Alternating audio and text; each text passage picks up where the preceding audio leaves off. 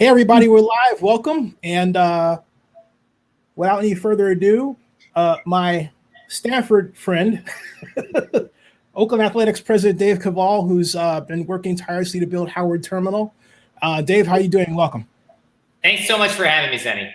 Good. Hey, let's start right off the bat. The A's were faced with the city putting out what basically is a critique to the original term sheet last Friday. What were your thoughts on that?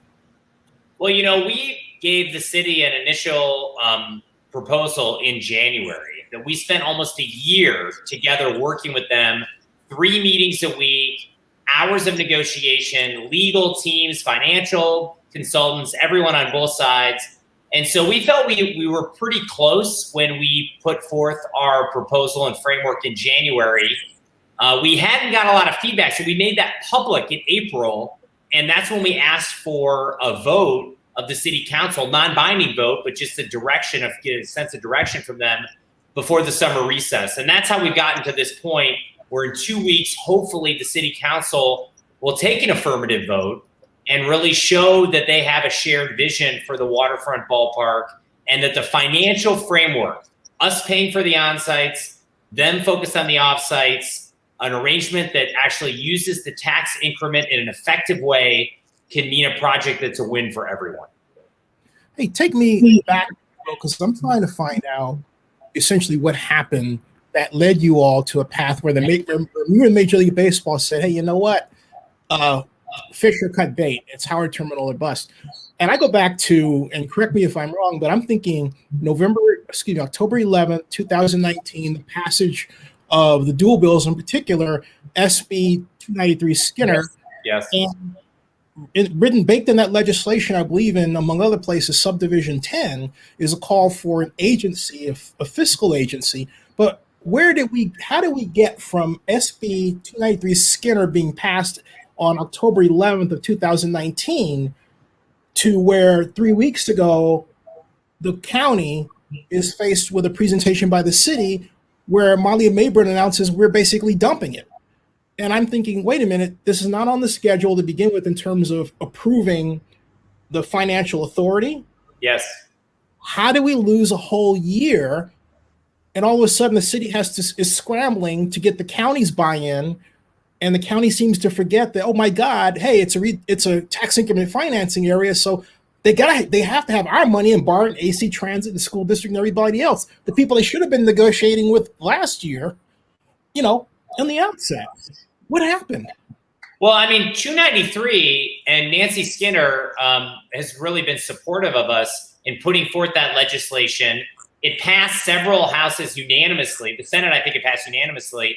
It was a total boon, not just for our project, but for just Oakland in general, to allow some of the benefits of redevelopment to be redeployed in Oakland in a positive way to bring community benefits, infrastructure investment, and affordable housing, which we've sorely needed for the last 10 years since redevelopment was kind of, pushed aside.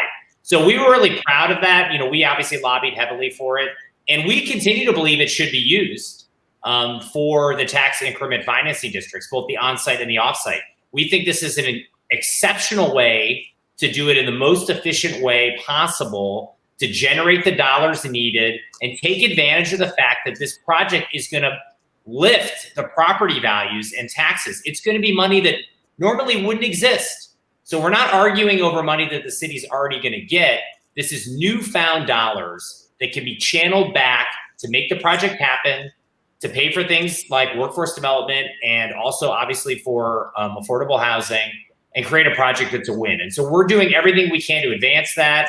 That's why we're hopeful that the city council really looks at our initial proposal from January and really considers that as the proposal. That's something that we stand behind. It's a great deal for Oakland. It's a good deal for all the community groups. And I'm hopeful that they'll realize that that can be a win and a way forward. Did they ever tell you what happened and why they didn't negotiate a year ago or start the called for? I call it the Oakland Financial Authority, but basically the authority that floats the bonds, right? And did they ever figure out that what they're actually doing anyway? Because, correct me if I'm wrong, the Athletics will be the sole owner of Howard Terminal, right? The land. We're the only one. We're the one. Yeah, one, exactly. So that's very easy from that perspective. So yes, assembling the other taxing entities like the county earlier is definitely something that it obviously didn't happen. And from our perspective, we made a proposal to the city in January that didn't include the county, but county came to the table pretty late, and I think they have a justifiable concern that they need time to look at it. But by the same token, there are ways to solve this now without the county. And our initial proposal, because we have the offsite IFD as a way to solve that, is an easy way to do that, and hopefully can be considered on the 20th or maybe even tomorrow on the 7th, and maybe brought forward as a potential solution. When you say without the county, even if you're using tax increment financing, you're using but for property tax revenues, right? So you would still have to negotiate with the county anyway. In other words, there's kind of like no escape from the giant Godzilla. You know what I mean? You have to negotiate with them if they're going to be included. Absolutely. They have the right to opt in, not like redevelopment where their money was just kind of forced in. So it is a new era that way, but I'm hopeful that the city and even the A's can articulate clearly to the county the benefits, especially if a lot of their funding could go towards things like affordable housing, which I know is really important to the supervisors, or other infrastructure investments that are sorely needed in Jack London. That's the thing you got to remember. A lot of this stuff is deferred maintenance. It should have been done 20 years ago or 10 years ago. It hasn't been done. That's one reason that area hasn't been thriving. And this is the one opportunity, maybe in a generation, to get the private capital invested to make all of that happen. So I'm just hopeful that everyone can see that this is a rare opportunity to take advantage of that, and that we get an affirmative vote. But help me out too, because I'm trying to find out the city ratified SB 293 Skinner. Yeah. And it just seemed like everything went quiet because we had the pandemic, understandably. And I think they hired Molly Mayburn later. I don't know what the timing was with that. But the reason why I say all that is because when we have to talk to the county, that increment conic starts out really small. But if you turn around and say, well, get the taxing agencies up front and get all of them, it goes from $800,000 up front, assuming $2 billion assessed value, to $20 million. And so you can bond earlier, right? So I'm looking at critical because the earlier you bond, Zennie, it de-risks the project. It allows you to do more infrastructure, more affordable housing. So obviously having the county involved, drawing the boundaries of the IFD in a way that makes sense to everyone, and getting started as soon as possible, because you want to set a low basis on it so it gets going. Like, that from your experience in public finance, and that's something that we're really anxious to get going on. That's another reason why we want to get this vote going right away. Are you concerned that because of what we're talking about, it's going to take them another year to put that organization together? I mean, that's why I went off on the rails, because when I looked at what they were presenting, I just lost it. And I'm looking for somebody to talk me down. And I haven't seen it yet, right?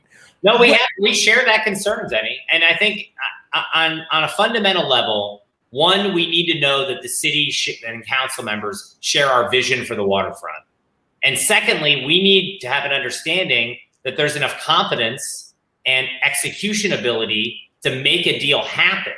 Because it's one thing to talk about how things work. It's another thing to bring them to fruition, kind of like what we did in San Jose. The buildings were built. The stadium, PayPal Park was built. We hosted people. It was a huge success. The tax revenues flowed into the city. We want to create that in Oakland too. We've spent 5 years just planning. We can't let the process be the product. We actually have to get to the point where we're accomplishing things, where we're breaking ground, where we're creating jobs, where we're building. And this is an important point to understand if that's possible.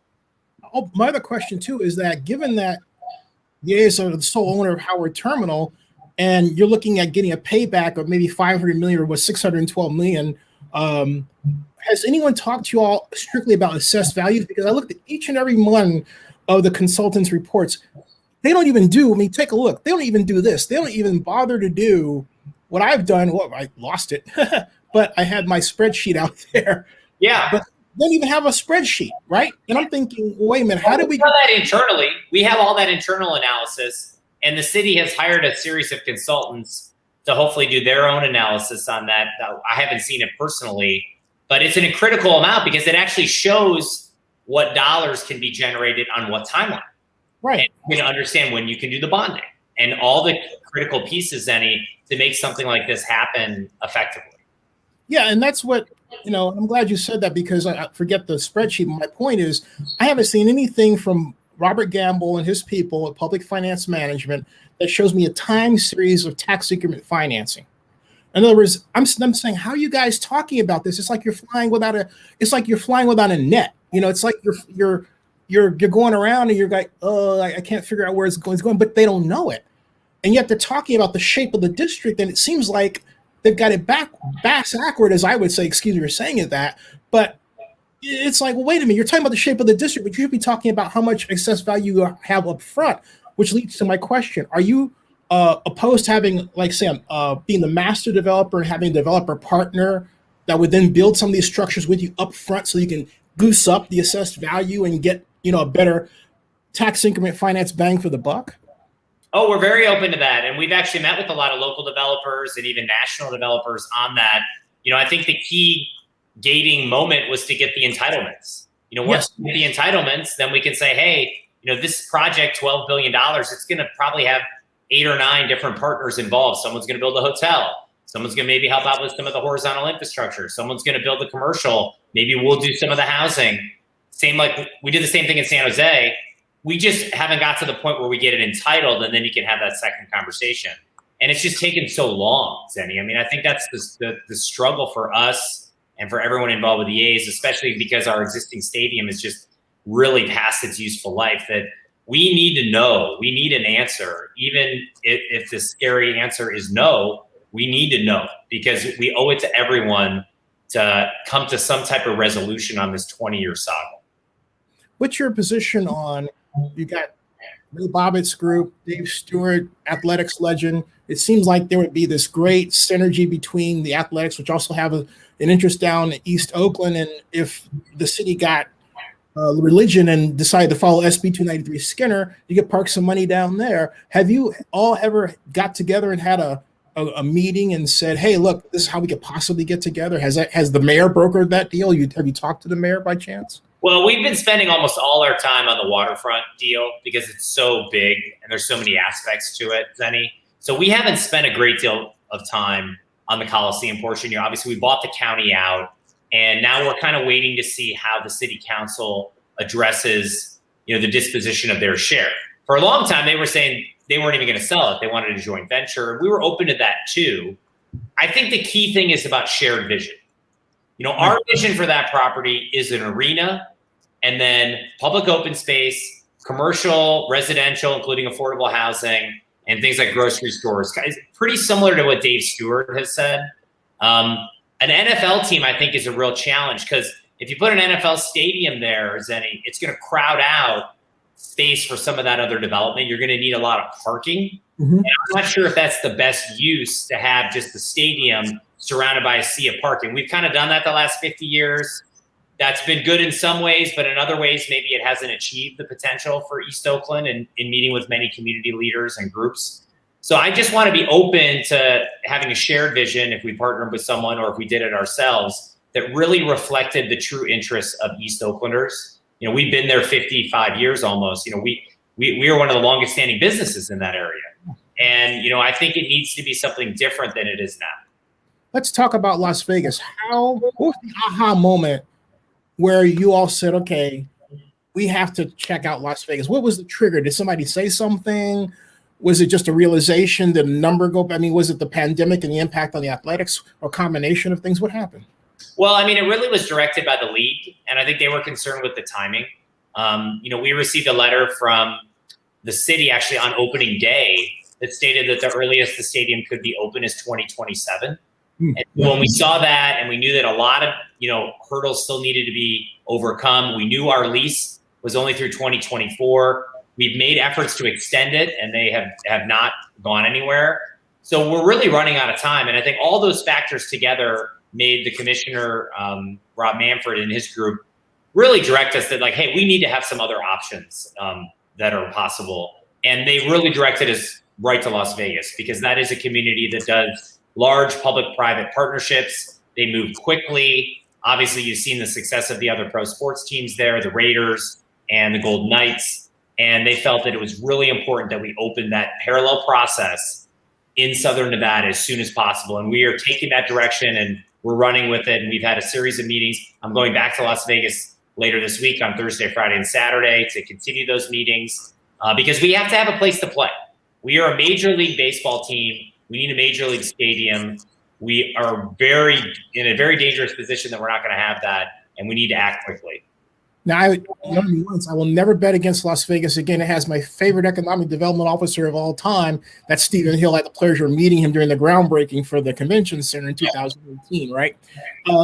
Where are you with Las Vegas specifically? And I ask because is it a model that you're seeking like you have in Oakland in terms of the public investment with $12 billion in office? What's it look like in Las Vegas versus what it looks like in Oakland? And I might add, are you taking like a step back? Is this back to 2017 where you started in terms of like starting all over again because things aren't going quite right in Oakland? Well, I mean, we're at an early stage to do one, market feasibility. So to understand, can a team even work there? And what are the economics of it? Second, to understand what venue locations make the most sense, whether it's in the resort corridor, whether it's in Henderson or Summerlin, which are the suburbs, or in the downtown area, where the mayor really controls an area that they're trying to redevelop. That's probably more similar to what we've done at Howard. So there's a variety of options. We're doing a lot of market studies. We're trying to get as knowledgeable as possible in terms of the actual mix of local fans versus tourists, the revenue that could be generated, and then what public-private partnership could exist. Could it be similar to the way the Raiders did it, where there was a bed tax? Could it be a different type of way that the public could help out with land or other different mechanisms, tax increment? There's a lot of different ways to do it, and we need to really continue to have conversations with the local elected leaders and all the different stakeholders to determine what makes the most sense. Is the governor involved? Yes, I met with the governor when I was there 2 times ago. We've talked to members of the state assembly, obviously local officials, county commissioners in Clark County, Mayor Goodman, who obviously is a great advocate for all of Southern Nevada and a big baseball fan. So we've cast a wide net and we've been received very positively. And the thing about Nevada is it's a get to yes kind of community in terms of it is. Yeah, and that was the way things were in Oakland in the 60s when they built the Oakland Alameda complex. That's not something that's unique to Nevada. California had that at one point. It's just gotten so difficult to get things done with all the layers of bureaucracy that have been created. And many of those things are good, but we can't lose sight of the fact that we have to accomplish things and move things forward for our community to actually thrive. And we had it in the 80s and 90s. We did it when we rebuilt the arena for the Warriors in 98. That's right. You're exactly right, Zennie. Yep. We have successes. It's just, that's another long story. Hey, I'm getting some questions here. Most of them I probably goosed by my friend, our mutual friend, Mike Jacob. And one of them I'll take from my friend Rick Gray, who wants to know, he has another question basically about if you have a plan for the Seaport there or the maritime-oriented plan, and have you had a chance to talk with Mike? Or I think you were on the radio with him, but I mean, privately at all, or his people? Well, we don't think their concerns are warranted. We made a lot of concessions to the maritime community as part of the port agreement that was unanimously voted on over 2 years ago. It included having the churning basin possibility, giving up 10 acres of the site, having a transportation plan that really segregates the trucks from pedestrian and car activity. And that's a lot of the infrastructure that's being invested. And then having a buffer zone where we're not going to have housing on the most western part of the site, the 55 acres, to make sure there's space between the maritime and industrial interests and the commercial side. So we feel that we have a really good plan. It's 2% of the port property. It's going to have no bearing on how the port operates. No one's going to lose any jobs. And I really think it's more about fear mongering around pollution and things of that nature, which is really sad that it's come down to that. But our project is going to clean up a lot of these areas. It's going to right some long-standing wrongs in West Oakland with environmental justice. And we are proud of our record. And even the lawsuit that we won against Schnitzer Steel just a couple months ago that basically says that they can't transmit hazardous waste through Oakland anymore. So regardless if this project ever goes forward or anything happens, that's something we're proud that we were a part of, because that's a good thing for society in general. And shifting back to Las Vegas, in the case of the Raiders, they had Napoleon Kaufman and Las Vegas Sands, and a very famous book that was put out by University of Nevada, Las Vegas on sports gambling. You may have seen that. I did. I read it. Yeah. Yeah, I've read it like 3 times. I love that thing. Mm-hmm. Is that the real reason? Because I've done some estimating that you could probably clear $40 million a year or more off sports gaming in Las Vegas. There could be a California counterpart, but there's a lot of complexities with legislation, as you know. Is that the real reason for this, in addition to everything else? Well, I mean, it's one factor, because if you build a business plan in any market, you have to understand what your revenue streams are. And in Nevada, you have a revenue stream of gaming and the mobile gaming and things of that nature that you actually have in other states as well. Like Washington, D.C. just passed that. New Jersey has that. Some other states.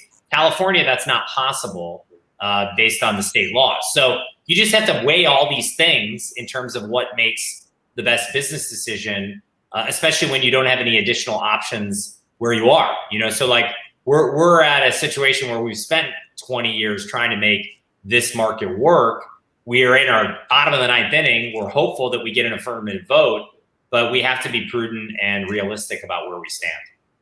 In Las Vegas, do you have a sort of a chaperone? Like Sheldon Adelson was the person really first bankrolled what the Raiders were able to do in terms of buying sites.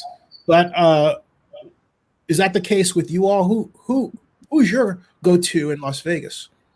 Well, we've really created, personal relationships and connections with all the key players. And, obviously people have been really open and honest about what would work and what wouldn't work. And told us, kind of the lay of the land. And so, we've just been, headed in there and having meetings one-off with all the key players, the resort operators, the elected officials, all the key folks to learn, and we're approaching it with humility. We don't have the answers, Zennie, and we just want to, take it one step at a time and be thoughtful about our approach and see if something can work in that marketplace, while at the same time on another parallel path, seeing if there's, a chance here to pull this off in Oakland, because we put so much into it and we have such a vibrant and exciting vision for the waterfront. So these parallel paths are moving at the same time. And, it'll be really interesting over the next couple of weeks to see how it plays out. Given these paths, where would you say that you're on? If we had to say this is Oakland and this is Las Vegas, would you say in terms of tilt, Las Vegas is like that, or Oakland's like this? Or, which one has the better accelerator? Which one is the faster Ferrari, if you will? Well, I think both have an opportunity to put the pedal to the metal. It really just comes down to the choice of the elected officials and the key government stakeholders. If the city council of Oakland votes yes on the 20th on our plan, well, then we're going to be picking up a lot of speed.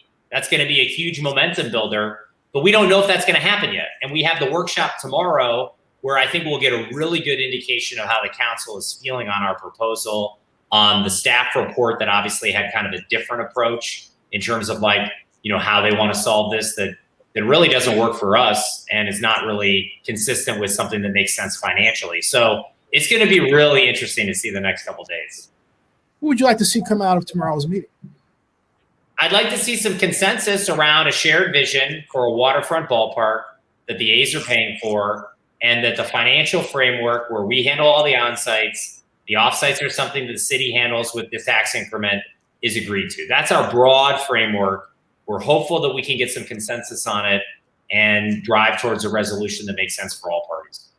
And for those of us who, I'll just be candid, for those of us who want Oakland to really improve in terms of economic development process, I'm putting it right out there, okay? When you work with Las Vegas, what do you see that isn't in Oakland, or maybe it is? What's the fundamental difference? Well, I think in California, when there used to be the redevelopment agencies, those were agencies where whoever was leading that or was running that and their staff, they woke up every day thinking about economic development and how to use public financing tools to make investments in communities. That's what we see in Southern Nevada, in all the different communities we're talking to. Henderson, city of Las Vegas, there are physically economic development people, and all they do is to try to make businesses work there and generate jobs and all the community benefits that comes with it. Unfortunately, we have not had that experience in Oakland, partially because the redevelopment agencies were shuttered. So I think that was really the organ, the heart that was beating to make these things happen. And I think in many ways they need to recreate in California something, and maybe it's through the infrastructure financing districts, I don't know, that can be that stakeholder, that can drive these things forward, can be an advocate for private capital to make these things work. Yeah, I was saying to former Councilman Gibson McElhaney that we have a kind of institutional loss of memory, if you will, because we've killed redevelopment. My first job out of grad school, as I told you before we started, was with the Oakland Redevelopment Agency called the Office of Economic Development and Employment. There you go. And my first thing I did was I came up with a just-in-time incubator for seamstresses. They said, you're not supposed to be doing this. You're an intern.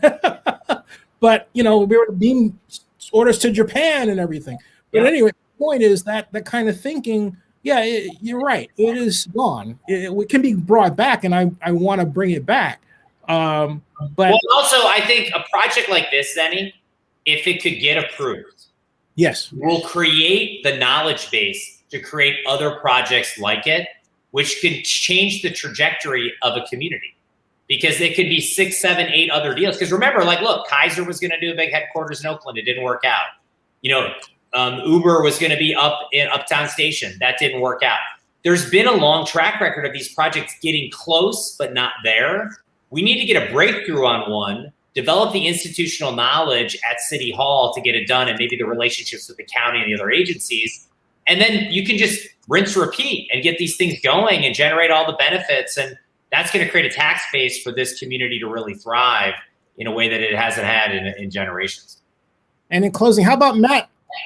Home run derby. How about that, huh? By the way, I'm fired up. I think he's going to win it. He's got the sweetest swing of any player in the home run derby. So I'm really proud of him. He's a great kid, and he's done an incredible job this season.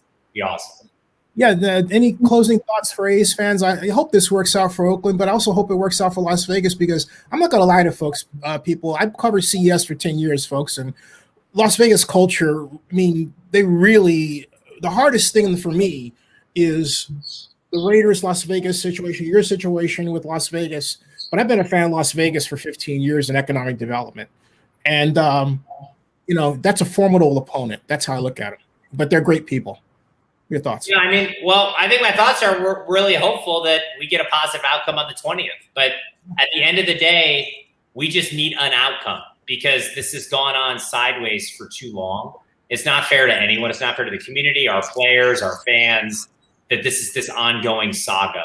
And, we're going to know one way or the other. We're hopeful that it's a yes on our offer that we've made. But time will tell. We'll see what happens. Well, I've got you for 2 minutes. Dave, go Bears. I knew you'd say that. It's going to be a great big game this year. It's going to be a great big game. So. Cal 34, Stanford 14. You heard it here, folks. All right. We'll take it to the bank. So. Yeah, we'll get Silver involved. Exactly. We'll talk backstage. Hey, folks, subscribe to Zennie62, bookmark oaklandnewsnow.com. That ends this broadcast. Go A's.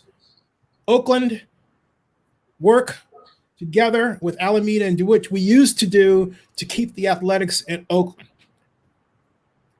Thank you. Thanks, Dave. Stick around.